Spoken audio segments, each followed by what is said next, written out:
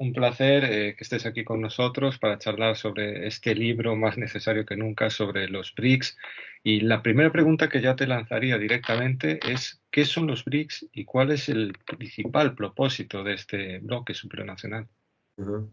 Gracias, Dani, por la invitación. Un placer estar aquí.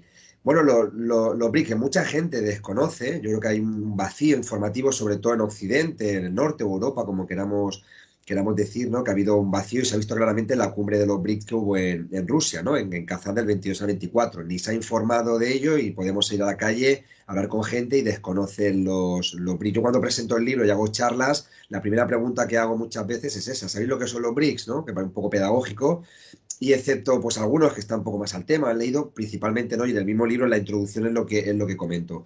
Los BRICS, claro, es una estructura, ¿no? Supranacional, una suma de países que ya vienen, ¿no? Que supongo que iremos hablando con un tema histórico, que son potencias emergentes. Ahora mismo tenemos, como dice bien el nombre, ¿no? Se funda en el 2009, Brasil, Rusia, India y China, 2009 fundan los BRICS, se suma Sudáfrica 2011 y en el año pasado, 2023, se suman cuatro países más, que esto es Irán, Emiratos Árabes, Etiopía y Egipto. Y Arabia Saudí, que también fue invitada, pero todavía no ha respondido ni ha negado, está como un proceso de transición, por decirlo así, y el caso de Argentina, que sí que negó.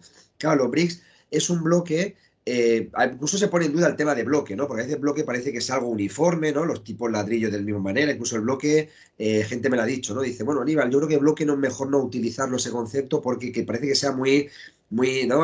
Con una misma forma, y en realidad es multiforma. Los BRICS es una estructura supranacional que se suman países del sur porque son países excluidos de ese orden mundial dominado por Estados Unidos, así de claro.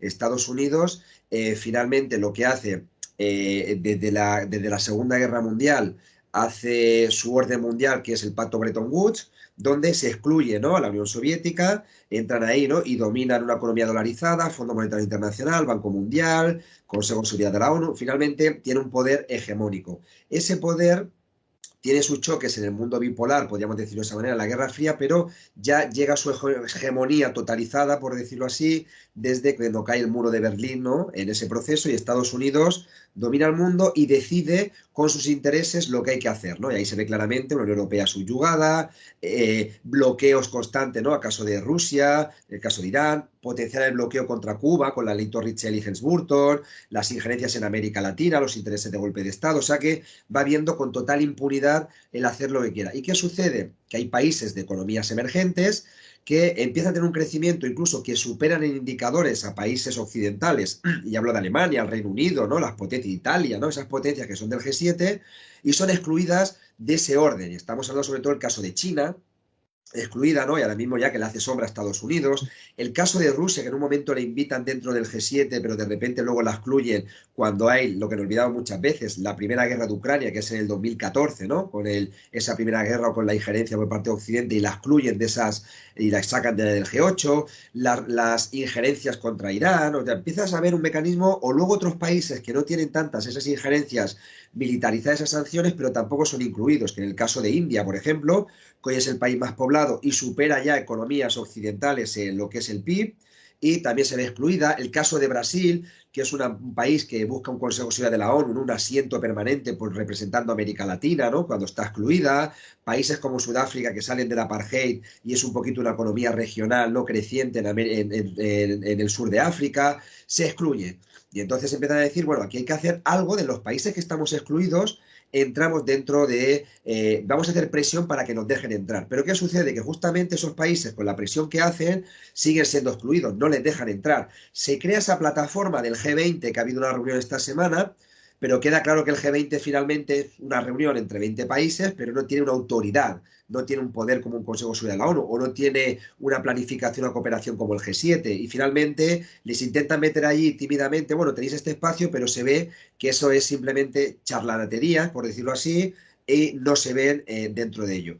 ¿Qué sucede? Que los BRICS en el 2007, Putin lo deja claro, dice: las economías emergentes del sur vamos a intentar cooperar, lo dice en la conferencia de Múnich, vamos a intentar cooperar porque nos están excluyendo en todo momento de esos espacios. Y queda una cosa clara, y ahí sin alargarme mucho más, que rompe no solamente los BRICS con esa geopolítica, sino que rompe con los paradigmas de Occidente. Si nos ponemos a pensar, yo comento dos paradigmas que son los que yo creo que se conocen más, para que se vea un poquito en la opinión pública, que es el choque de civilizaciones de Huntington, donde quedaba claro, Occidente somos los buenos, los otros son los malos, y de repente llegan los BRICS y rompen con ello porque diciendo, no hace falta ser todos de una religión, en este caso el Occidente, la religión, ¿no?, cristiana, no hace falta que domine el inglés, los países muy plurales podemos cooperar. Y si lo analizamos, Brasil, país católico, lengua no lusófona, portugués, Rusia, ortodoxo, ¿no?, ruso, China con otra religión y otro idioma, la India igual, y de repente se unifican países muy variopintos, rompe con ese esquema. Y el segundo, el fin de las ideologías de Huntington, que de repente dice, bueno, fin de la historia. No es así. Estamos creando ahora mismo una nueva plataforma de bloque de los BRICS que rompe con la teoría de la dependencia un poco. Es decir, los países del sur vamos a romper con la neocolonización, cooperando entre nosotros. No estamos diciendo de crear que se elimine Occidente, ¿no?, y nosotros nos vamos a imponer, pero sí que nos dejen movernos con nuestra soberanía y nuestra cooperación. Y eso empieza a rular rápidamente en el sur y por ello, ya concluyendo, llegan muchos países, y en esta cumbre de los BRICS, que supongo que iremos analizando un poco más lo histórico, llegan países del sur, ¿no? Se añaden 9 como miembros plenos, lo que decíamos, y en la cumbre de los BRICS, realizada en Rusia, que decían que era un país aislado, ¿no?, desde la guerra de Ucrania del 2022 iba a ser aislado, van 35 países del sur, de África, de América, de Asia. Entonces parece que se acaba recuperando, ¿no?, conceptos que, conferencia de Bandú, la tricontinental, que profundizaremos un poco sobre ello, que parecía, ¿no?, como diciendo, bueno, pues el sur también puede hacer esa cooperación, rompiendo los lazos históricos de norte-sur. Y ahí viene un poco y ahí la izquierda, ¿no?, de Europa ya, pero en los BRICS hay países que no son muy cómodos. Estamos hablando de relaciones internacionales. Y al igual que Cuba es un país socialista y coopera con países totalmente en las antípodas políticas, estamos hablando de cooperación y relaciones internacionales. Algo que Occidente solamente juega con su valor, cuando les interesa y cuando no. Me puede interesar Qatar para hacer las Olimpiadas, pero no me interesa Irán y de repente dicen que es una dictadura. La doble moral según el expansionismo occidente. Creo que los BRICS, lo interesante es que rompe con ese modelo y ahí se ve claramente los países que veían totalmente sancionados y ahogados. Y creo claramente como el caso de China, Rusia o Irán, que vieron la alternativa de cooperar entre ellos para evitar ese control por parte de Occidente que ha llevado sobre todo durante todo el siglo XXI. Ujú. Habla de esa tradición que los BRICS también van acumulando y haciendo propia países como Indonesia, Cuba, Argelia, que se suman a este proyecto, sin duda tienen, atesoran, digamos, una lucha anticolonial, una lucha de defensa de su propia soberanía. No sé si nos puedes explicar un poquito todo ese contexto que viene a unirse a los BRICS. Sí, yo creo que en lo que comentamos un poco, los BRICS muchas veces decimos, bueno, en 2007 Putin en la conferencia, ¿no?, de Múnich dice la idea de economías emergentes que tienen que tener, ¿no?, otro tipo de rol internacional, se funda en el 2009 y muchas veces nos paramos ahí. Yo creo que hay que hacer un análisis desde casi la Segunda Guerra, posteriormente a la Segunda Guerra Mundial, que ahí viene lo que se hablaba del tercer mundo, Alfred Sauby, ¿no? Alfred Sauby hablaba del concepto del tercer mundo, que luego fue peyorativo, luego se habla de economías en desarrollo, el sur global, ¿no? Ya fue cambiando el concepto, pero viene justamente de la conferencia de Bandung. Y los BRICS yo creo que quieren recuperar eso. En 1955 se reúne la conferencia de Bandung y ahí participa China e India. Participa China e India, participa países, ¿no?, Pakistán, Indonesia, principalmente muchos de la India y algo de África, Oriente Medio, participan varios países que dicen, bueno, no queremos entrar en un proyecto, ¿no?, que hay por un lado, ¿no?, sobre todo el capitalismo, ¿no?, ese tema colonial, queremos apostar por la independencia de los países, apostar por la soberanía y el respeto mutuo, no a las injerencias, sobre todo Occidente en la Guerra Fría llevando las injerencias porque muchos países llevaron sus independencias con proyectos socialistas detrás, como el caso de Angola, ¿no?, por ejemplo, muchos países africanos o asiáticos, o el caso de Vietnam, independencia y socialismo, y vieron las injerencias. Esos países se reúnen en su momento con proyectos claros en la guía, es decir, vamos a apostar por las independencias y la soberanía de los países. Luego, la conferencia de Bandung, pasamos a movimientos no alineados, que ahí lo crea Tito, años 60, donde crean, ¿no?, y entran países de ese llamado tercer mundo. Por lo tanto, los países ya tienen una historia detrás, tiene un proyecto anticolonial. Y ahí viene la suma de los BRICS. Los BRICS no te dicen, a lo mejor en documentos oficiales, antiimperialismo, anticolonial, pero el hecho de conseguir y utilizar los conceptos de la conferencia de Bandung, de movimiento alineado, de respeto mutuo, de no injerencia, de soberanía nacional, todos estos países, ¿no? Como el caso de Vietnam, como el caso de Cuba, sus proyectos nacionales soberanos, que pueden entrar por diferentes proyectos económicos, apuestan por esa línea en contra de las injerencias. Y ahí vemos Cuba, ¿no? Un modelo socialista, con otros países que a lo mejor no han llevado ese tipo de modelo a la economía, pero sí que apuestan por la no injerencia. Son países que se ven ahogados en el tema militar, se ven ahogados en un tema económico, en el tema del dólar, se ven ahogados con el tema de la deuda, se ven ahogados con el extractivismo, se ven ahogados constantemente. Y entonces sí que los BRICS tienen un fundamento histórico que muchas veces nos olvidamos, que parece que queda fuera, y creo que se acaba recuperando sobre todo esos valores anticoloniales, de independencia, de apoyo mutuo, de soberanía, de cooperación entre pueblos, y eso queda claro en muchos países. No olvidemos que cuando la conferencia de Bandung no eran independientes, no sé si el sistema más o menos eran 55 países, hoy somos 198, creo que homologados por la ONU, 198. Por lo tanto, ha pasado casi, bueno, de una cuarta parte, ¿no? A la totalidad. Es decir, hemos aumentado casi un 75% los países. Esos países nacen ahora mismo y muchos de ellos están apostando por estos proyectos. Por eso hay países de África, por ejemplo, lo que está pasando en Sahel, el Níger y tal, o muchos países africanos están viendo ahora mismo que se acaba reproduciendo, que sean independientes políticamente, la colonización con África, ay, perdón, con Francia, la colonización, está el franco y el banco francés acaba dominando Burkina Faso y Mali y Senegal, y están viendo ahora que hay proyectos alternativos sin una definición política clara, ¿no? Pero es muy pragmático, como el caso de los BRICS, que eso le da una soberanía de decir, no queremos seguir dependiendo de Occidente porque no hemos sido independientes, sí tenemos un Estado, pero seguimos siendo dependientes económicamente, incluso sufrimos invasiones militares. ¿Cuál es la manera entonces de tirar para adelante? Teniendo una alternativa de un orden mundial donde entra Rusia y China, donde aquí la cooperación es diferente utilizando conceptos como el win-win. Y yo creo que es ganamos todos, ¿no? China es una economía que es una potencia mundial, que es diferente a Mali, pero intentaremos llevar ese tipo de cooperación. Rompe con la dinámica colonial occidental. Y eso es algo que el proceso histórico de los BRICS lo tiene en cuenta, ¿eh? Conferencia de Bandung, muy alineados, cuando nos olvidamos y parece que sea del 2009. Yo creo que viene mucho más atrás, sobre todo con estas planificaciones de China, ¿no? Que los occidentes nos somos de corto inmediato de 4 años y los chinos te analizan la historia y te planifican cosas en 30 años. Creo que ellos también lo tienen presente y creo que aquí Occidente, ¿no? Europa, Estados Unidos, nos perdemos mucho en la dinámica de cómo están funcionando los BRICS con ese contexto histórico. Ujú. Y sin duda este contexto histórico nos lleva a un planteamiento en el que la cooperación de los BRICS es muy diferente a instituciones como las del Banco Central, el FMI. No sé cuáles son las principales diferencias en el propio concepto de esta colaboración. Sí, los BRICS tienen, en el tema esta de las estructuras, los BRICS van haciendo, ¿eh? Nace 2009, crea como un pacto, ¿no? En un principio, y va creando poco a poco sus estructuras que irán madurando. También van creciendo los países y por lo tanto es un proyecto que es pragmático, que no está escrito, y eso a veces pues rompe. No tenemos aquí las estructuras del documento cerrado y vamos para allá, no, se va creando sobre ello. Dos estructuras de suma importancia en los BRICS en ese tema, ¿no? De comparativa con las estructuras del pacto Bretton Woods, ¿no? Banco Mundial y Fondo Monetario Internacional, es el nuevo Banco de Desarrollo y el acuerdo de contingencias. El nuevo Banco de Desarrollo, que la presidenta es Dilma Rousseff, que está, la sede central está en China, es el que hace frente al Banco Mundial. Lo que hace principalmente el nuevo Banco de Desarrollo es llevar a cabo, sobre todo, proyectos de financiar para políticas sociales. Pero aquí hay una cosa diferente, que ningún país tiene derecho a veto. Claro, Estados Unidos llega al Banco Mundial y el Fondo Monetario Internacional, y Estados Unidos con su 15, con cualquier país que tenga más del 15% de las acciones, por decirlo así, ¿no? De la presentación, Estados Unidos tiene un 15,8 en las dos, tiene derecho a vetar. Por lo tanto, si de repente llega Cuba y dice, mira, pues yo necesito para un proyecto, hemos tenido un huracán aquí, viene el Banco Mundial y queremos hacer, más allá de las críticas al Banco Mundial, pero quiere pedir un crédito, Estados Unidos lo boicotea. Aunque todos los miembros decidan, Estados Unidos boicotea. ¿Qué sistema democrático hay? No lo hay.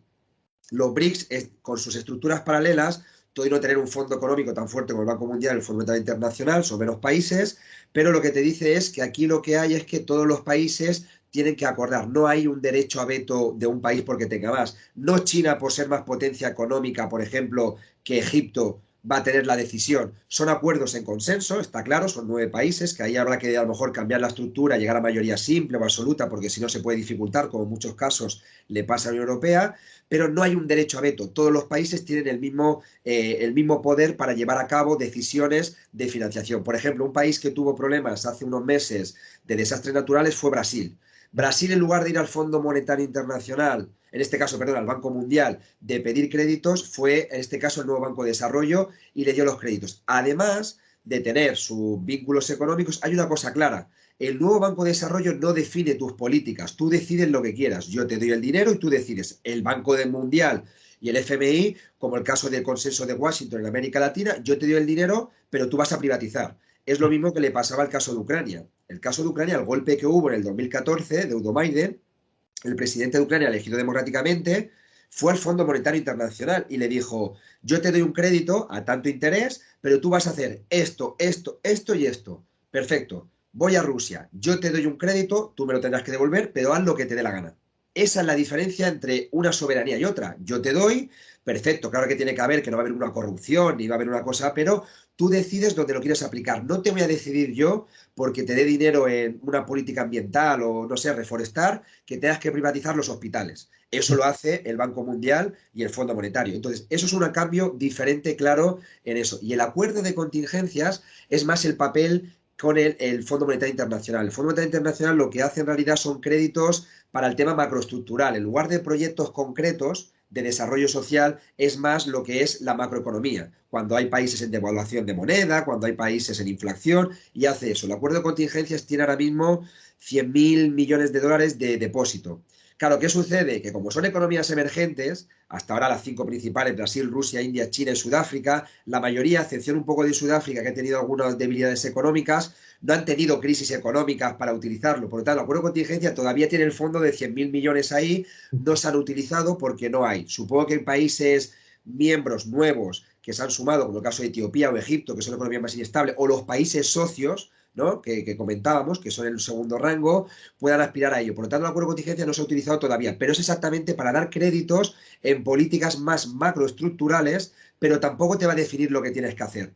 Cosa que es muy diferente a la política del pacto Bretton Woods. Yo te doy dinero y es como decimos un poco en Cataluña, que se dice también en tal, qui paga mana. Yo te doy el dinero, pero yo mando. Y tú vas a hacer lo que yo quiero. La soberanía de los países pierde. Los BRICS te darán ese apoyo y no vas a poner soberanía. Entonces es muy diferente para los países en vía de desarrollo y por eso ya hay muchos que están mirando si ser miembro de los BRICS, el poder utilizar créditos del nuevo Banco de Desarrollo. Un país, por ejemplo, que está en el nuevo Banco de Desarrollo para poder entrar y no miembro de los BRICS es Uruguay. Está en proceso de transición, pero se habló en su momento y está ahí. Pakistán también entró sin ser miembro de los BRICS y hay países que ven ese a fondo para conseguir independencia de todo ese control económico que hace Estados Unidos y hace Occidente. Es una alternativa, desde mi punto de vista, más democrática que el Banco Mundial o el Fondo Monetario Internacional. ¿Que tiene debilidades? Claro que sí, como todo, pero es más democrático para los países que no vieron su soberanía, y tanto. Eso mismo lo dicen sus principios.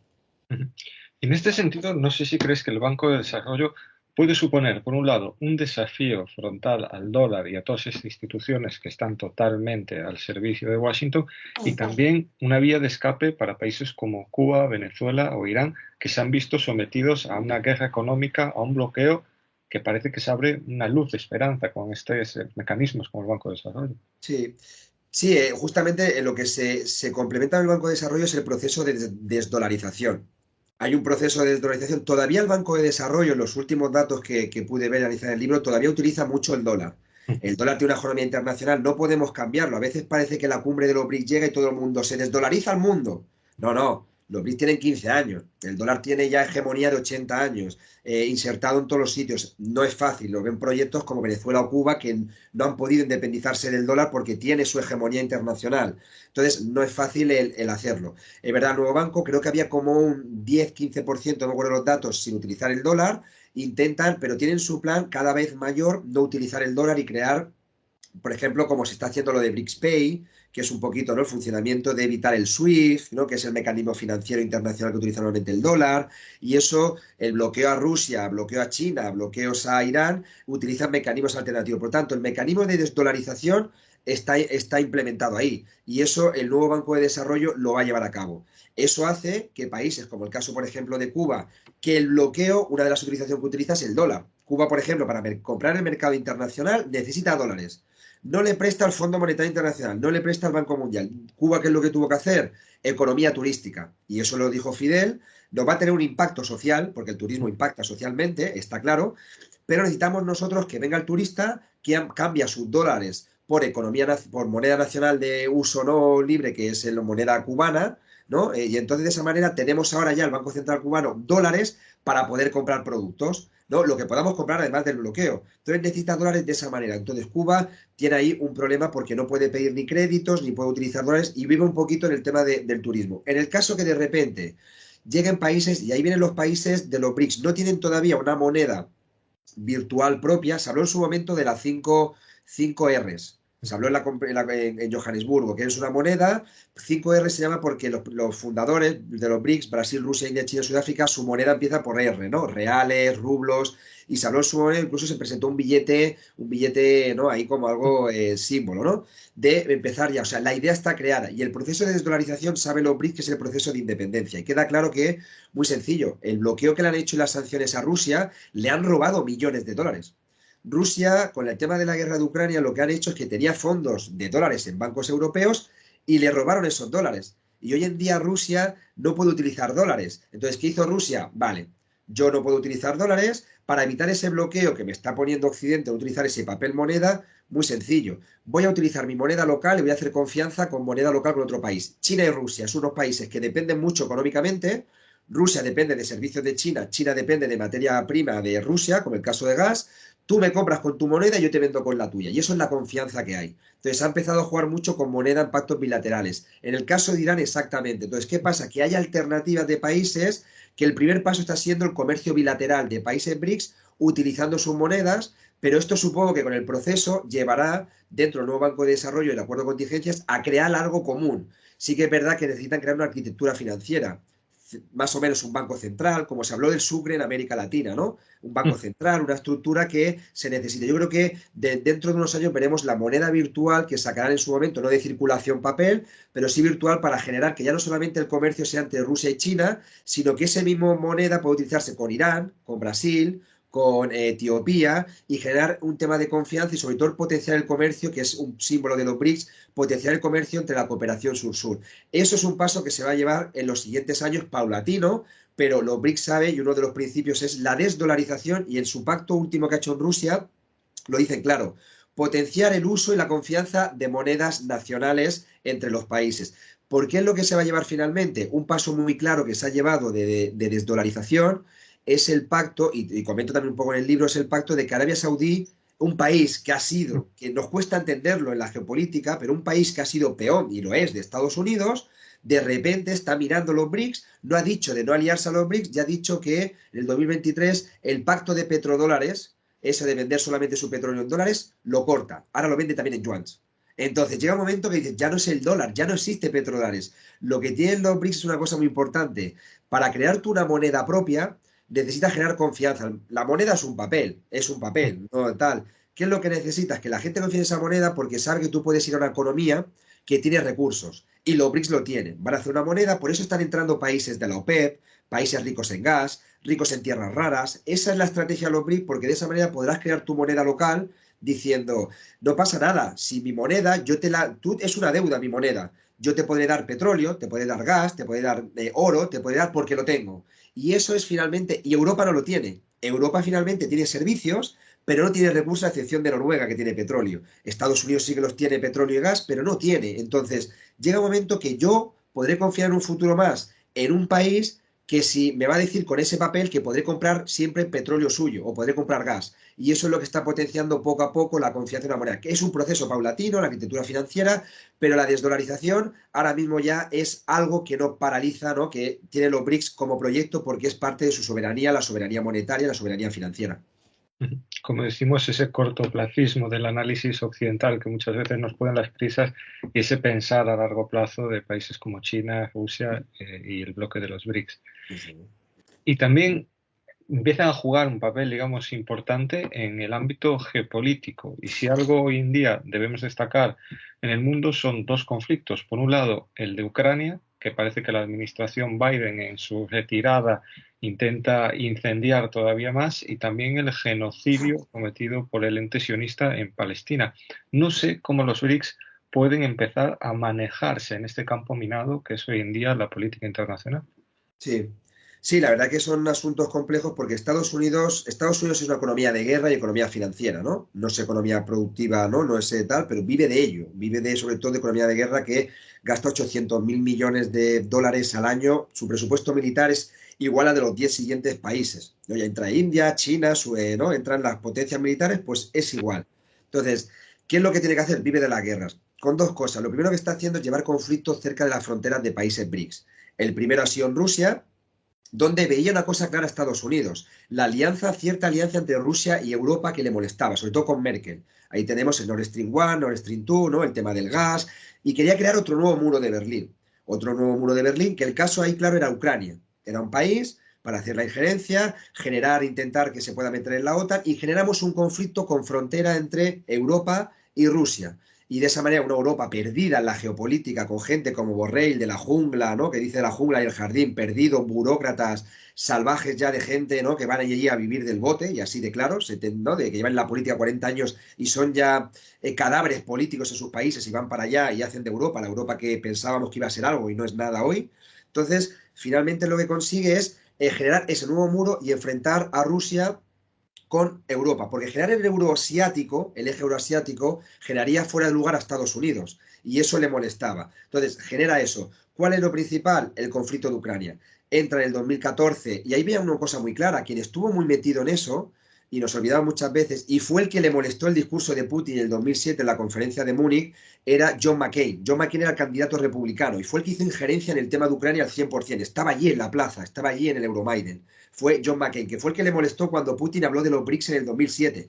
Se reía, y hay un vídeo que lo deja claramente en YouTube, que podemos ver las caras que pone McCain cuando Putin habla de la multipolaridad y todo eso. Entonces, eso es lo primero, que intentan ahí generar ese conflicto cerca de la frontera de Rusia para que Rusia también se centre en una economía de guerra y eso pueda dificultar, ¿no? Su economía, además, de perder el lazo con Europa, Finlandia en la OTAN, ¿no? Eso es la primera. Segunda, que ahí también la pregunta es complementando un poco lo que dice Dani, es el caso de Taiwán. Generar también el caso de Taiwán cerca de China, donde es un país que ya no es reconocido internacionalmente, todo el mundo, ya cualquiera es una sola China, eso es una cosa de un conflicto que tienen ahí, que tienen estudiar y es de soberanía de China, ¿no? Y puede llevar dos modelos, como el caso de Hong Kong o como quiera, pero es China, y de repente Estados Unidos está militarizando Taiwán, está llevando bases militares allí. Llevó el pacto AUKUS, pacto del Reino Unido, Australia y Estados Unidos con submarinos nucleares apuntando a China desde Australia, ¿no? E incluso intentando a ver si China perdón, Estados Unidos pueda influenciar con el método Quad, que se llama, que es un nuevo pacto donde entra India, a ver si ahí los puedo enfrentar a los dos países, que supongo que ahora hablaremos un poco de ello, pues también cómo puedo enfrentarlos. Ese es otro tipo de conflicto, ¿no? Entonces tenemos el caso de Ucrania, tenemos el caso, ¿no? Para evitar que China se haga esa potencia superhegemónica, que se centre en su región y de ahí se olvide ya el hecho de entrar. Pero ve Estados Unidos que no le está saliendo bien la jugada. Y en tercer lugar tenemos casos como el caso de Irán, es un miembro de los BRICS, donde le molestó muchísimo una de las cosas que nos olvidamos muchas veces, yo creo que de cuando analizamos, ¿no? Yo creo la fase superior del genocidio, porque el genocidio lleva 70 años, ¿no? Cuando empezó el 7 de octubre, nos olvidamos una cosa importante y aquí tiene relación con los BRICS, que es el pacto que hubo entre Irán y Arabia Saudí en agosto. Yo siempre digo que ese premio Nobel de la Paz tenía que ser para China, contando el conflicto de Yemen. Era un conflicto de Yemen donde ahí entraban como una guerra fría entre Arabia Saudí más directo, pero también entraba el caso de Irán, ¿no? ¿no? Teniendo un poquito, ¿no? Pues con los hutíes, ¿no? Teniendo su influencia. Y de repente llega China y lo junta los dos en agosto del 2023 y genera un proceso de pacificación en Yemen, que hoy está haciendo una gran resistencia contra el genocidio en Yemen, un país de una guerra total del 2011 destrozado y está haciendo una gran resistencia allí en el mismo, ¿no? En el mismo Golfo está haciendo un papel increíble, pues los dos países generan pactos y vamos a generar, y eso lo hace China. Entonces, y los dos países son invitados para entrar en los BRICS. Irán dice que sí, Arabia Saudí, ¿no? Que es más socio de Occidente, dice, bueno, yo no niego como Argentina, pero sí que me interesa, y empiezan a hacer una cooperación Arabia Saudí e Irán tremenda dentro de la cooperación con China. Y eso es algo que de repente, 2 meses después, inicia todo el genocidio.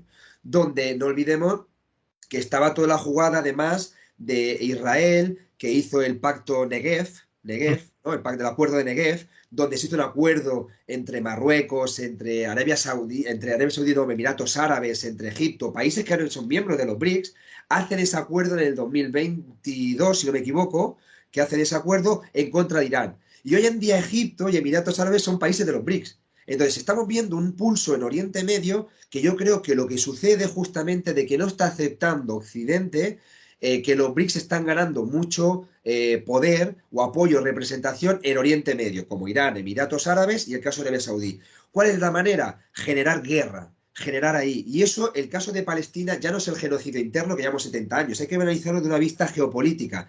Y pasan ciertas situaciones en los BRICS y 2 meses después se genera ya el genocidio en alerta. Y creo que ahí es donde sucede. El acuerdo de Negev es un fracaso, ven que Emiratos Árabes aceptan, Irán ya entra dentro ahí también, hay un pacto, ¿no?, entre Arabia Saudí e Irán de pacificación, Arabia Saudí ya no reconoce tan fácilmente Israel, ya se opone un poquito más, y de repente se genera ya la diplomacia no funciona, vamos a la guerra. Y creo que ese análisis de los BRICS con Palestina, en ese caso, no se hace un buen análisis desde Occidente el por qué. Y hay un lazo temporal que lo planifica, claro. Y ahí es donde entra también otra guerra para intentar ahogar lo máximo posible a Irán, el pacto con Arabia Saudí diplomático, Siria, el Líbano, todo eso también. Por lo tanto, tenemos Ucrania,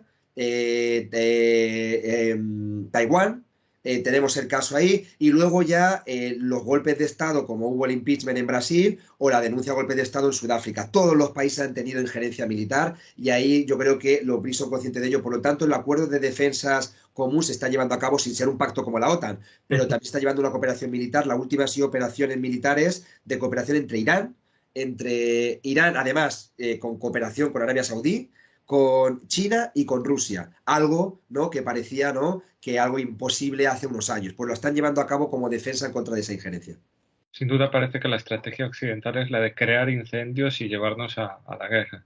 Y vemos como los BRICS ya tienen una presencia sólida en el ámbito económico, en el ámbito geopolítico, y también parece que en el cultural se están dando pasos para que también tengan voz esos países del sur en el ámbito internacional. Sí, yo creo que muchas veces en los BRICS se habla un poco del tema comercial, del tema económico, que ha mejorado mucho su exportación, importación, pero no tienen ni un tratado de libre comercio. Muchas veces no es un tratado de libre comercio como el TLCAN entre México, Estados Unidos y Canadá, no lo hay. Lo que sí que es verdad que potencia más la cooperación entre empresas, el tema de moneda, ¿no? Eso está ahí, pero no es un tratado. Entonces, no es un acuerdo o un bloque comercial o económico, va por una superestructura mucho más allá. Y muchas veces nos olvidamos de algo necesario que es el tema cultural. El tema cultural, los BRICS, Putin lo dijo al principio del 2024 y decía, nos reunimos los jefes de Estado del 22 al 24 de octubre, pero vamos a tener 200 reuniones de los BRICS. Yo en el libro analicé, en la misma página de los BRICS salen las reuniones de cada año. Hay reuniones de todo tipo de ministros, ministros de seguridad, de ambiente, de juventud, de género, de medios de comunicación. Se van reuniendo de agricultura, que el caso de la agricultura es un tema muy importante de los BRICS porque son los principales productores de alimentos. En ese caso, a la excepción de Estados Unidos, luego está Brasil, India, China, Rusia, por lo tanto también es un caso de su importancia. Por eso Lula hablaba ahora mismo en el G20 del tema el tema alimentario, el tema de la pobreza, porque los BRICS tienen un papel fundamental en ello. En el tema de cultura, eh, tienen ese espacio y entonces ha habido una cooperación súper importante en el tema universitario. ¿Por qué? Porque están cansados ya en el sur de que las grandes universidades te eres reconocido si te publican en Oxford, te publican en, yo qué sé, en Harvard. Y hay universidades de Brasil, de China, de Rusia, que le hacen peso tranquilamente. Entonces, han ido a potenciar la cooperación académica entre esas universidades y tienen reuniones de universidades de los BRICS. El asociacionismo entre jóvenes, ¿no?, que llevan un poco, pues, proyectos culturales, están llevando a cabo eso. Por lo tanto, la cooperación sur-sur evitando esa relación histórica del norte con el sur. Las agencias de cooperación, finalmente, el soft power han sido agencias de neocolonización. Por eso siempre estaba claro que las agencias de cooperación, como España, la ECID, donde actuaba principalmente era en América Latina y algunos países africanos donde tiene más inversión. Francia en África, Inglaterra también o en Asia. Entonces se acaba reproduciendo eso. Ellos llevan también agendas de cooperación sur-sur, potenciando entre ellos cooperación entre jóvenes, pero no es ningún lazo neocolonial porque ni siquiera tiene una relación. ¿Qué relación tenía Brasil con India, con Sudáfrica? Históricamente no tenía, ningún había sido colonia de otro.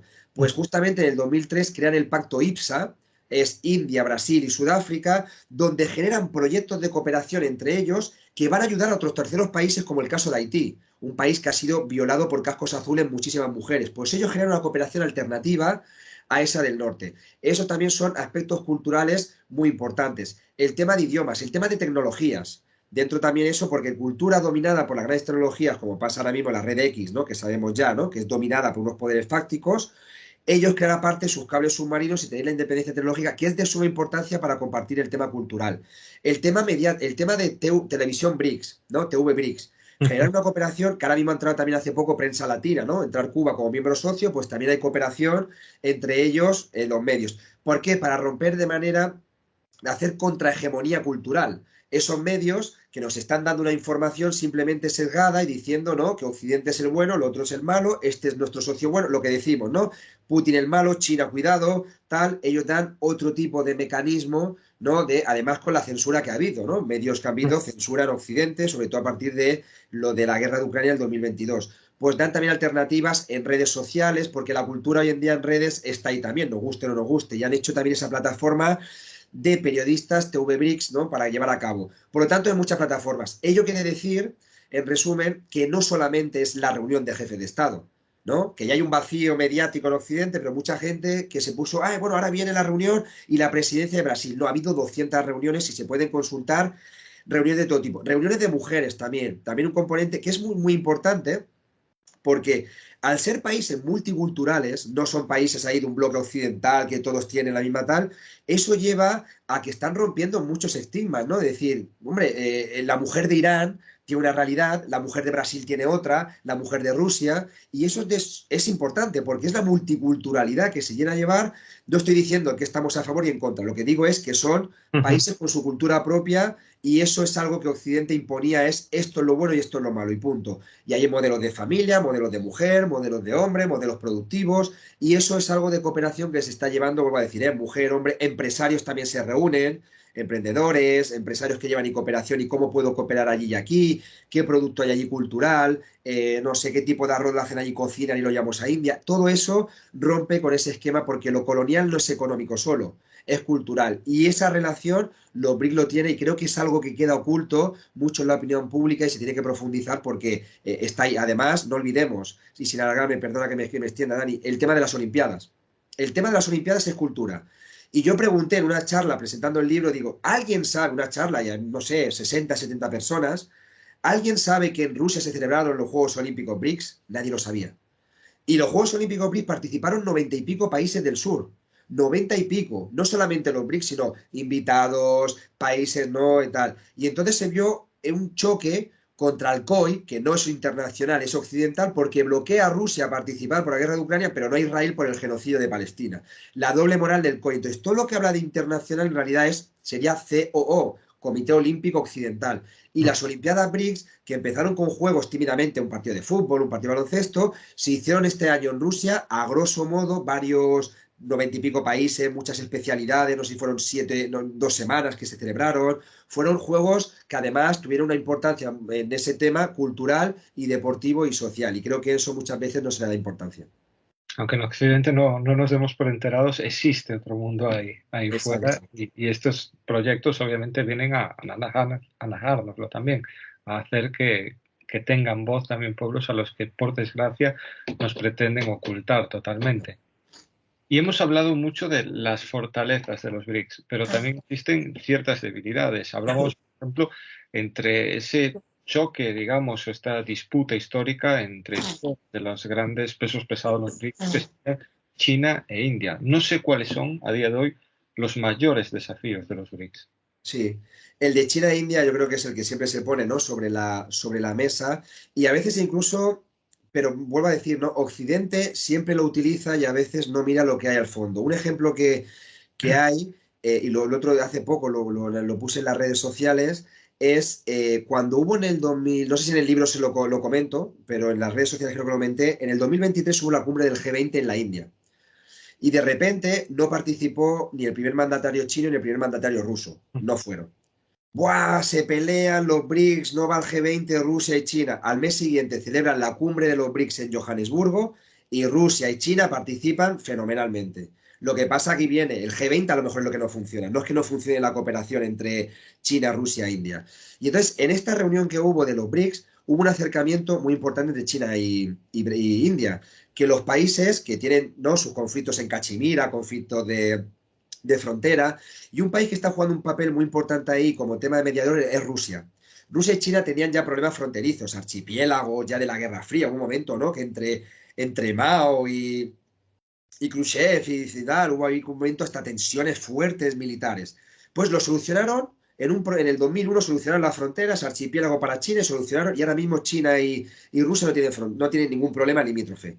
Eso está llevando a cabo Rusia, una mediación entre los dos países, y el otro día en la cumbre de los BRICS se llevó un pacto entre los dos países y se dijo que iban a hacer una cooperación militar conjunta en fronteras. Conjunta, cooperación militar, iban a quitar militares, ¿no?, entre, como fuese el paralelo 38, Corea del Sur y Corea del Norte, y vamos a hacer cooperación militar porque ya no solamente entre mandatarios, sino entre poblaciones frontera puede haber conflictos. Y empiezan a intentar solucionar el tema fronterizo. Y eso lo hacen dos países BRICS, donde en esa cumbre, aparte de ello, llevan reuniones bilaterales e intentan solucionarlo. Mientras que Occidente nos dicen, bueno, sí es verdad, claro, que la India es un país de los BRICS ahora mismo que tiene una buena relación con Occidente. La India ya jugó en la Guerra Fría un papel bien con la Unión Soviética y Estados Unidos. Eso ya viene desde ahí atrás, todo tiene la historia. Y la Guerra Fría, pues, quiere estar bien con Estados Unidos y cada vez lo intenta también estar mejor con China. Además, China tiene un papel importante en el conflicto entre Pakistán y India, y Rusia también. Creo que hay que leerlo todo de una manera como tema de ajedrez. Eso es un conflicto que hay dentro de los BRICS, es un tema, ¿no?, que yo creo que se está avanzando, pero queda muchísimo, muchísimo por hacer. No olvidemos que la India tiene un buen pacto militar con Occidente, es del pacto Quad ese, ¿no?, que decíamos con Estados Unidos y Australia y el Reino Unido. Tiene cosas, ¿no? También a veces con la desdolarización es el país de los países que más se opone de un principio. Entonces, es un país potencia emergente, el más poblado del mundo, pero tiene sus intereses nacionales. Pero una cosa interesante es que muchas veces se dice, es que la India persigue musulmanes, ¿no? Y tal, y no sé qué, porque su presidente es hindú radical y tal. Eso es un tema interno en el que yo no quiero entrar y desconozco, y eso es de India. Pero luego no tiene problema para reunirse con Irán. Ese es lo que nos perdemos en Occidente. Ya, ¿y cómo puede ser que tenga sus conflictos internos y luego sea socio de Irán y esté llevando a cabo cooperación e inversión? Pues lo mismo que Cuba, que colabora con países capitalistas del sur, y Cuba es comunista. Es decir, pero Occidente te dice, no puede ser, esto es una demagogia. ¿Qué pasa? Que los BRICS juegan con pragmatismo, y en las relaciones internacionales no quieren imponer a uno u otro, simplemente hay 198 países y esto es una escalera de vecinos. Y el vecino de al lado no es mi mejor vecino, pero es mi vecino. Y yo a las 10 de la noche apago la música para no molestarle. Eso es lo que hacen los BRICS, y Occidente dice, yo a las 12, y como se rebote mi vecino, encima voy para allá y le pego 2 hostias, por decirlo así, ¿no?, un poquito simulando. Entonces, eso es un primer, ¿no?, es un poquito así de escalera de vecinos, ¿no?, por decirlo. Es como yo en mi bloque, que vivimos 14 plantas, no me hablo con todos los vecinos, pero tengo a las reuniones de vecinos, vamos a cooperar y a colaborar para que tengamos luz, una escalera limpia, y luego cada uno su casa la ordena como quiera. Y puede que no me guste su casa, pero es mi vecino. Eso lo utilizan los BRICS, Occidente lo hace. Entonces, un reto es ese. Otro reto importante es el tema de la suma de países. Ha pasado desde el 2009, que se funda con la suma de Sudáfrica, el 2011 se fundan 5 países, el 2023 se suman 4 más, ha pasado a 9 países. Claro, se ha duplicado. Eso lleva a que las decisiones sean más complejas, e incluso hay países que ahora mismo, como Bolivia, ¿no?, como Indonesia, como Cuba, que están en el rango de socios para subir arriba. ¿Qué sucede? Que, claro, tienen que llevar a cabo ahora acuerdos, a lo mejor no de absoluto consenso, a lo mejor de mayoría simple. Tienen que cambiar estructura, porque el hecho de avanzar genera más conflictos, y si no lo gestionan, los tendrán. Y uno que se habló mucho fue el caso de Brasil con Venezuela. Brasil fue el país que vetó. Venezuela es un país clave para entrar en los BRICS, tanto para Venezuela como para los BRICS. Venezuela es un país que está bloqueado por Estados Unidos, está claro. La salida es los países BRICS, para de esa manera la desdolarización y evitar ese bloqueo son los países BRICS. Y los BRICS necesitan a Venezuela porque es un país productor de petróleo y de gas, y es rico en esa materia prima como economías emergentes. Y para crear una moneda propia, si entra Venezuela, creo que ya los BRICS generarían casi el 50% de reservas petroleras. Países miembros OPEP y OPEP más, donde está Rusia. El 50% de eso, gas, oro. Su moneda sería mucho incluso más fácil, un nuevo impulso para crearla y generar confianza. Por lo tanto, Venezuela es un país estratégico, y además un país de América Latina, donde América Latina, saliendo Argentina, no entrando, perdón, ha quedado un poquito más desfavorecida. Tenemos ahora mismo 3 países en Oriente Medio, 3 en África y 3 en Asia, contando Rusia. América Latina tiene uno, que es Brasil. Entonces Brasil vetó la entrada de Venezuela. Y ahí entonces estaban muy contentas en entrar a Venezuela, todos los países decían que sí. Irán, que es un socio claro de Venezuela, China, Rusia, Arabia Saudí, que también es miembro de la OPEP, aunque tengan disputas en su tema proyecto nacional, pero miembro de la OPEP, Egipto, es decir, y de repente Brasil dijo que no. Y ahí fue una decisión que afectó a todo BRICS. La decisión seguramente se tenga que llevar entonces ya por mayoría simple o generar estructuras. Y creo que eso va a evitar conflictos. Los BRICS es verdad que han respetado, vemos la diferencia, han respetado la decisión de Brasil. Putin dijo, bueno, yo respeto, estaría de acuerdo, pero no ha habido un machaque de vamos a enfrentar. Yo creo que tarde o temprano Venezuela tendrá que entrar. Pero se vio como Brasil no quiso, pues bueno, pues por un factor de Lula interno, que tiene bolsonaristas dentro de su gobierno, además PDVSA compite también con Petrobras, ¿no? Como hegemónica, porque el bloqueo a Venezuela le beneficia a Petrobras como primer exportador de petróleo. Brasil ha entrado en la OPEP más en enero, porque ahora mismo es el país. Entonces, también es competencia. El tema del Esequibo, bueno, hay diferentes situaciones que no es lo principal de análisis, pero está ahí. Creo que eso también es la estructura de los BRICS, lo tienen que crear y es una disputa clara, porque si no, metes países, si no cambias un salto cualitativo, tu éxito te puede llevar al fracaso. Y eso algo, y conflictos internos, decisiones y tal, se habló en su momento de crear un parlamento BRICS también, de crear estructuras de decisión, que es de suma importancia. De momento hace una cooperación entre parlamentarios, llevar a cabo estructuras que generen una solidificación de algo ya de un todo, no solamente una suma de países, sino que vayan a un todo. Y creo que ahí van a ser debilidades. Veremos lo de Arabia Saudí, que no está miembro también de Irán. También es una cosa que está ahí, que han fortalecido relaciones, pero bueno, también disputan su hegemonía en Oriente Medio, y eso está claro, son sunitas, son chiitas, todo y que hay un respeto en el tema religioso. Y también es otro avance que tienen que tener muy claro. Y el tema de África, algo claro que queda también como desafío, en África los BRICS tenemos un poco la parte más oriental, es Egipto, Etiopía y Sudáfrica la parte sur. Quedaría entrar algún miembro de la parte más occidental. Uno de los países, claro, era Algeria o Nigeria, países productores de gas y petróleo, que ahí entraría también un poco una guerra fría con Marruecos. En el caso de Algeria, no olvidemos que es otra vez conflicto del G7, Estados Unidos, con los BRICS. Y Algeria es un país candidato para entrar también, pero ahí está el tema, no solamente con el tema saharaui, sino ya la disputa de ahí de Marruecos hoy en día es un socio de Israel, es un socio claro histórico ya de Estados Unidos, y ahí también va a generar una disputa, yo creo, entre ese conflicto.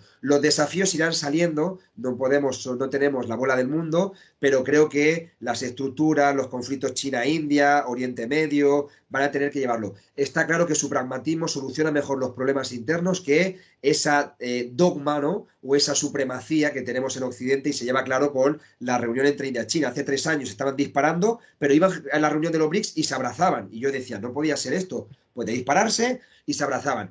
Algo impensable, ¿no? En Occidente, cuando disparan van a masacrar, a matar y no a negociar. Y lo hemos visto en Ucrania, en Libia, Siria y en muchísimos países. Ujú. Y sin duda, no sé si consideras también que todos estos movimientos de los BRICS tienen también su proyección sobre las diferentes políticas regionales. Hablábamos del caso de América Latina, en donde la incorporación al proyecto de Cuba y Bolivia también puede fomentar un poco un proceso de repensar las relaciones entre la propia Brasil, Venezuela. Digamos que los BRICS también proyectan una necesidad de moverse en el plano regional.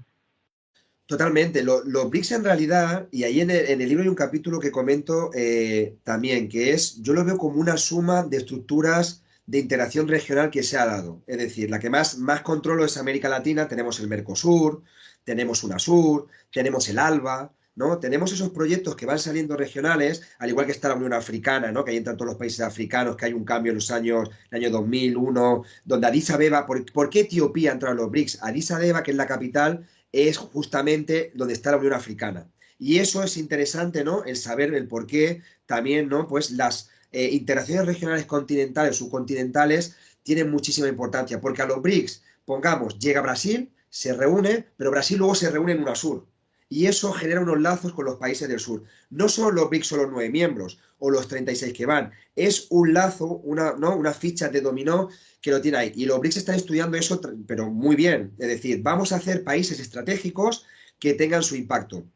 Por ello, Brasil como potencia estaba ahí, pero incluso se estaba hablando de en el caso, por ejemplo, que se habló que un país que podía entrar o políticamente, pero que no era cómodo, era México. Porque México está dentro del Tratado de Libre Comercio con Estados Unidos, porque México depende mucho de Estados Unidos, porque México iba a ser incómodo en los BRICS, y no políticamente, no López Obrador, digo la realidad del país. Entonces, por eso tiene mucho que ver las integraciones regionales. Y se suma, yo digo claramente ahí, ¿no? De todas las integraciones, es una fecha, es unas fichas, ¿no? Es una torre de cartas que se van creando los BRICS como punto máximo de esa suma de integraciones regionales que se están llevando en el sur. Sudáfrica, por ejemplo, tiene su integración regional donde está Namibia, donde está Zimbabue, creo que no, no sé qué países también están en el sur, en el cuerno sur de África, donde tiene una cooperación propia, donde utilizan incluso la moneda sudafricana. O sea, que hay cooperaciones que muchas veces nos perdemos de integración regional que los BRICS no tienen en cuenta. Por ello, siempre cuando entra un país, aparte de economía emergente, es influencia política que tienen esas integraciones regionales. El caso de Cuba, Cuba no es una potencia económica, lo tenemos claro, no tiene petróleo, no tiene gas, Cuba es potencia en capital humano, tiene salud, tiene educación, tiene seguridad, tiene cultura, pero en economía emergente no. Pero Cuba tiene una cosa que es potencia diplomática. Y por eso entra en los BRICS y que Cuba haga la importancia. No olvidemos que la presidencia de CELAC, la primera presidencia fue de Cuba. Y hubo un respeto en toda América Latina, incluso hasta hay países de derechas, hay partidos de derechas en América Latina que respetan a Cuba, porque saben la cooperación que ha hecho con el tema de la vacuna del COVID. Y hay gente, ha habido gente de derechas, gente derecha en Chile, había un senador que fue a Cuba invitado por Fidel para que operaran a su hijo y no lo hacían en Chile. Y el respeto Cuba lo ha tenido. Entonces Cuba es un país que tiene esa influencia muy importante en América Latina. En CELAC, que tuvo la presidencia, en el ALBA, en UNASUR, es invitado a muchas reuniones, aunque no sea miembro de la OEA porque eso es de Estados Unidos. Creo que lo que hay que analizar mucho en los BRICS es todo lo que tiene detrás. Al igual que hemos dicho historia, es generar las integraciones regionales. Igual que Rusia tiene su cooperación, tiene una moneda propia, tiene una unidad económica, una unidad militar en la zona, ¿no? Tiene Kazajistán, tiene todos esos países de ex Europa, de la ex Unión Soviética, tiene una cooperación de suma importancia. Y eso también tiene relación con los BRICS. El caso de Bielorrusia. Bielorrusia tiene una relación que rompe un poco la dinámica de los BRICS porque ha sido un país socio. Bielorrusia es un país socio hoy en día. Tú dices, no es un país del sur, ¿no? Queda un país ahí. Sí, pero es un aliado de Rusia, de suma importancia en la guerra de Ucrania. Y además es miembro también de la unidad económica que también tiene la Europa del Este. Y es miembro también de esa cooperación militar. Y entonces ha dicho, el que sea socio. Y ha roto un poco porque no es del sur global, pero es Bielorrusia. Por eso hay que sumar todos esos aspectos de todas las interacciones finalmente hacen un resultado que son los BRICS. Los BRICS no son 5 países y ya está, o 9 hoy, sino es una suma de interacciones regionales y lo comento en un capítulo histórico donde cada país y cada país, India, Brasil, Rusia, China, Sudáfrica, los proyectos de interacción regional que tiene su continente y en sus regiones. Y ya para terminar, quizá la pregunta más complicada. ¿Es posible la coexistencia entre los BRICS y un bloque occidental de forma pacífica? No sé si excluyendo a Estados Unidos, que parece que tiene decisión totalmente clara, pero ¿Europa podría convivir con estos BRICS? Hablamos de la ruta de la seda, hablamos de muchos proyectos que realmente favorecerían a Europa. Sobre el papel, parecería que sí. Mm. Parece que sí. Ya se habló de consistencia pacífica en la Guerra Fría y finalmente vimos que no funcionó. Yo creo que el principal enemigo aquí es Estados Unidos va a ir, es decir, antes de morir, los imperios hacen eso, antes de morir vamos a por todas, pero Estados Unidos, la principal debilidad que tiene Estados Unidos sería la traición de sus socios, y aquí viene Europa. Si Europa sigue siendo, y se ha visto cada vez más, el lacayo de Estados Unidos, la situación va a ser complicada a nivel. Y vimos la guerra de Ucrania, lo define, que incluso ahora mismo hay un cierto toque, ¿no?, de tema nuclear, pero es por Europa donde permite que un país de la OTAN dé misiles y pueda bombardear Moscú. Por lo tanto, Europa está perdida. Europa perdida. Si Europa fuese fuerte, ¿no?, con un Estado fuerte, un Estado supranacional fuerte, con un ejército propio, se dice, ¿no?, a la OTAN y tal, y ha llevado a cabo su soberanía propia, ¿no?, con un ejército mejor franco-alemán, que es lo que nos vendían en los años 90, con una moneda propia y tal, lo que nos vendían, ahí podría debilitar claramente a Estados Unidos. Y poco a poco se va aislando. Pero lo que está haciendo Europa es justamente lo contrario. Está llevando a cabo, y además, con el tema de los BRICS, Europa no olvidemos que ya llevó un golpe contra los BRICS. Y eso fue a orden de Estados Unidos, fue el caso de Grecia. El Ujú. caso de Grecia era un país que iba a entrar en el nuevo Banco de Desarrollo y le iban a dar créditos para quitarse todo lo que es la troika. Cuando se enteró justamente, le boicotearon y le cerraron los euros, la troika, le hicieron todo el bloqueo para que no fuera un país ortodoxo Grecia que tiene buenas relaciones con Rusia y además con China en un tema de un puerto. La bloquearon constantemente. Entonces, se ha visto claro que Europa está al servicio. ¿Qué sucedería? Yo creo que actualmente con lo que hay ahora, esto va a ser más incendiario, porque Europa, Estados Unidos están incendiando, perdón, Ucrania, lo de Palestina, lo de Taiwán. Han apoyado golpes de Estado en América Latina en todo momento. El impeachment en Brasil, lo de Honduras, siguen con el bloqueo de Cuba, van a llevar a cabo injerencias en el Sahel, países que quieren llevar independencia, y la OTAN en la cumbre de Madrid dijo hace 2 años que el Sahel era, el flanco sur, era uno de los puntos principales, por lo tanto va a estar ahí. Está claro que tú miras y dices, van a saco, a muerte. Y eso es el imperio porque ahora mismo en decadencia y van ahí. Y eso es algo, ¿no?, que preocupa tendría que preocupar a la comunidad internacional de ese tipo de comportamiento que hace Occidente. Porque los BRICS podían llevar coexistencia. Los BRICS no han dicho no Fondo Monetario Internacional, no han dicho no OTAN, lo que han dicho es no te expandas, pero si quieres vivir en tu país, haz lo que quieras. No han dicho no Banco Mundial, lo que han dicho hay que reformar el orden, porque es verdad que el Consejo de Seguridad de la ONU hoy no cumple, hay vetos que no son así, hay que apostar por la paz, como ha hecho China, que se reunió con 14 partidos políticos de Palestina. O sea, que no han dicho no a las estructuras occidentales, lo que han dicho es nosotros podemos crear también las nuestras y a partir de ahí generaremos un consenso y crear un orden mundial. Es decir, lo que yo digo en el título es un orden mundial alternativo. No digo nuevo orden mundial porque llaman que es conspiración, por eso digo orden mundial alternativo. Entonces, ellos no están excluyendo a Europa, no están excluyendo a Estados Unidos, no le están diciendo que no tengan su nivel económico, lo que están diciendo es que no pueden actuar de esa manera, haciendo esas injerencias constantes, ¿no? Y ese expansionismo imperialista. Por eso apuestan incluso por países antiimperialistas los BRICS, como Cuba o Venezuela o Nicaragua. Están diciendo que son la soberanía. Eso es lo que el problema entonces es Occidente, no es los BRICS como lo están diciendo. Los BRICS apuestan en que si tú quieres quieres tener tu estructura y tu banco y el dólar, yo no te digo que no al dólar, lo que quiero decir es que no me impongas tú a mí el dólar. O que un país africano pueda decir, no quiero el dólar, quiero utilizar mi moneda, pero el dólar no lo quitaremos. Y es lo que siempre se ha dicho, no están en contra de Occidente. Quien está en contra de los BRICS es Occidente. Eso es principalmente el ambiente que tiene que ser de cultivo. Y esto es lo que la población europea tenemos que pensar. Y esto me preocupa porque cuando yo a hacer presentaciones, veo los pueblos del sur que hablas de los BRICS, y hablas de la situación y hablas de tal, y te miran el tema de Ucrania de otra manera, ¿no? Y la geopolítica de otra manera, y nosotros somos los más colonizados. Y yo puedo ir aquí, puedo ir a una charla de los BRICS, y a lo mejor van 4, y si les interesa el libro, 4. Y a lo mejor vas a Cuba y te vienen 100. Y dices, esto es problemático. Tenemos ahora mismo un problema Europa, que Europa somos ahora mismo una neocolonia de Estados Unidos, y si no se genera una soberanía, y por eso cuidado que la ultraderecha está ganando con esa demagogia y ese discurso. La ultraderecha, porque la izquierda, oficial, no digo toda la izquierda o institucional, va muy perdida en eso, socialdemócrata, verdes, como pasa en Alemania, y de repente tenemos una derecha que en la política internacional te mete un discurso más soberano. Luego en la práctica será otra cosa, pero te mete un discurso mucho más soberano. ¿Y qué pasa? Que la clase trabajadora les está votando. Entonces, Europa está diciendo que el proyecto de Unión Europea está cayendo. Queremos una Europa de paz, de soberanía, de propia, con ejército propio, lo que sea, o lo que sea, nuestra soberanía, nuestro territorio, y que no vengan los yanquis a decirnos. Y creo que eso sea un funcionalismo claro para que se generase una coexistencia pacífica. Europa tiene un punto claro.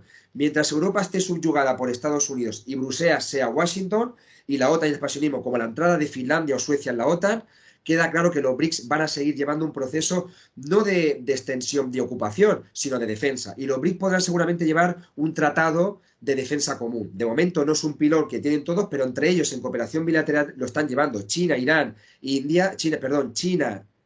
Rusia han llevado cooperación militar dentro de los BRICS, sin ser un funcionamiento de los BRICS de todos los países. Pero saben que a partir de que nos conocemos mejor, mayor confianza, vamos a cooperar militarmente. Y eso está generando una escala militar.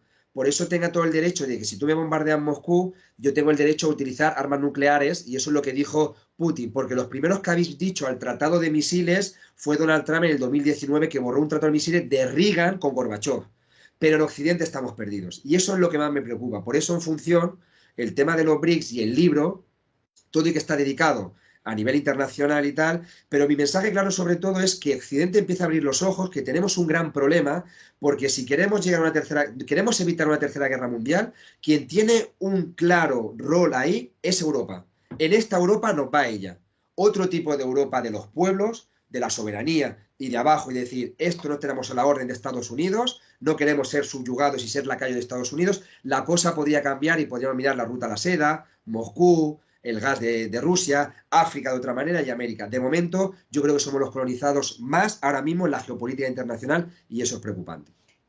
Sin duda alguna. Por eso este libro, los BRICS, la transición hacia un orden mundial alternativo, resulta necesario para conocer otros pueblos, conocer otras realidades. Y yo creo que es un título que no solo deben leer expertos, tal y como señalas en la introducción, sino que deben leer todos nuestros compañeros, militantes, trabajadores, y especialmente llevarlo a las universidades, clubes de lectura, a vuestros barrios, hablar de ello, porque tal y como dices, Aníbal, creo que nos va mucho en conocer otras realidades, poder acercarnos a ellas y ver que existe otro tipo de relación pacífica en el que cada uno puede defender su soberanía, su propia forma de ordenar su casa, tal y como decías, y que quizá esta vieja Europa llamada al cortejo belicista de Washington es la primera que tiene que abrir los ojos, despertar e evitar que esta senda termine en un mal mayor. Agradecerte enormemente que me hayas dado tu tiempo para poder charlar contigo. Ha sido un placer y nada, insisto, invitar a todos los que nos están escuchando que se hagan con este libro en la editorial ACAD. Me han preguntado también muchos compañeros de América Latina por el título, o sea que interesa hay y creo que ha sido un título, un libro muy necesario. O sea que nada, felicitarte. No, gracias, Dani, a ti por la invitación, ¿no? Por haber leído el libro. Esperemos que llegue a América Latina. Me dijeron que en enero o febrero ya podría llegar en algunos países de América Latina. Y sobre todo, pues nada, ojalá pueda pues, ir en breve a visitaros, visitar también varias ciudades aquí del Estado español y sobre todo generar debate. Yo no, bueno, me dio 4 o 5 meses para poder investigar, pero sobre todo aprender. Y me interesa muchísimo esas charlas del libro o esos aprendizajes porque al final es una construcción colectiva de que algo en el mundo está pasando y tenemos que buscar alguna alternativa porque queremos un futuro mejor para nuestros hijos y para nosotros. Y creo que ahora mismo la verdad que la cosa no pinta muy bien, parece ser a corto plazo. La verdad es que no, pero bueno, seguimos remando.